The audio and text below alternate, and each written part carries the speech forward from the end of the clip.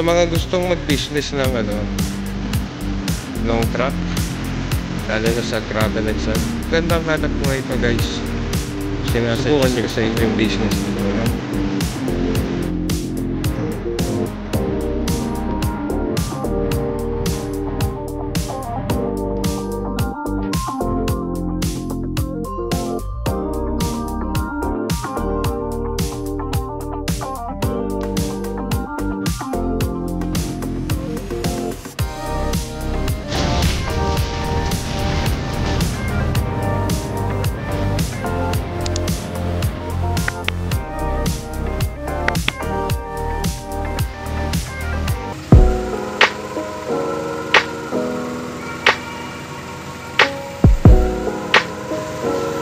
Good morning guys. This is Colas Moto again. Nandito ako sa stockpile with my Isuzu Elf mini dump truck. May biyahe kami ngayon na 3 buhangin schedule namin today. Ito yung graba ng stockpile, Triport from Montalban. And then sa left side, yan ang white sand from Pampanga.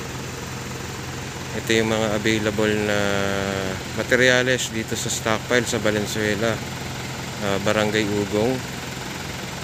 At kung mapapansin nyo sa likod,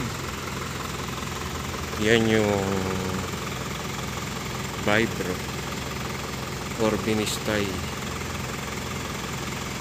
Mas mataas po ang price ng Bistay kesa sa ordinary na washed sand.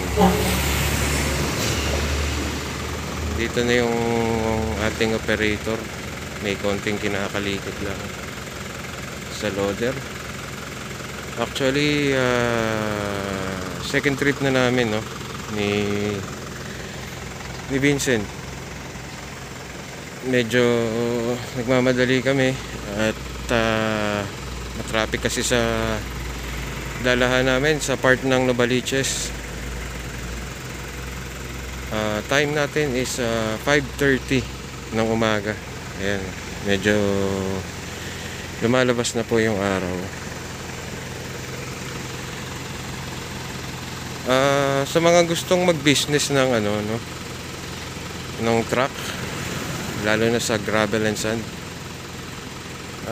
magandang hanap buhay ito guys. Sinasuggest ko sa inyo, subukan nyo yung business na to, no? Kailangan lang natin na ma-BR tayo, no, sa mga site na pinupuntahan. Kung mapapansin nyo yung aking mga video, yung mga nakaraan, pagka hinahatid ko yung asawa ko sa office na nakamotor ako, pag nakakita ako ng mga ginagawang site, humihinto ako para makakuha ako ng kliyente. Nagbibigay ako sa kanila ng calling card ko, no, at pang price list para maihambing nila yung presyo ko sa mga hardware. Yan yung isang kagandahan nung direkta ka rito sa ganitong stockpile. Mas mababa ka sa presyo ng mga hardware, no. Yan yung ibang hindi po alam ng ating mga buyers, na mas mura tayong mga truckers. Okay? Balikan ko kayo uli guys pagka kakargahan na itong truck, no? 12 seconds later.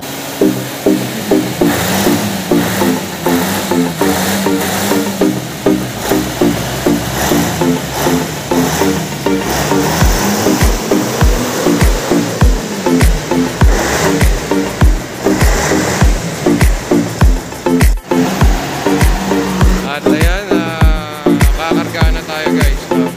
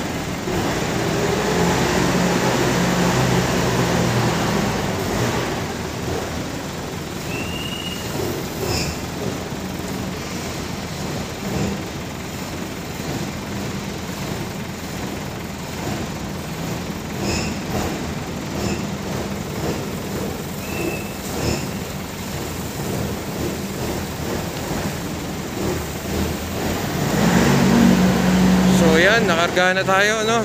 Ayusin na uli ni Vincent para ipantay yung buhangin.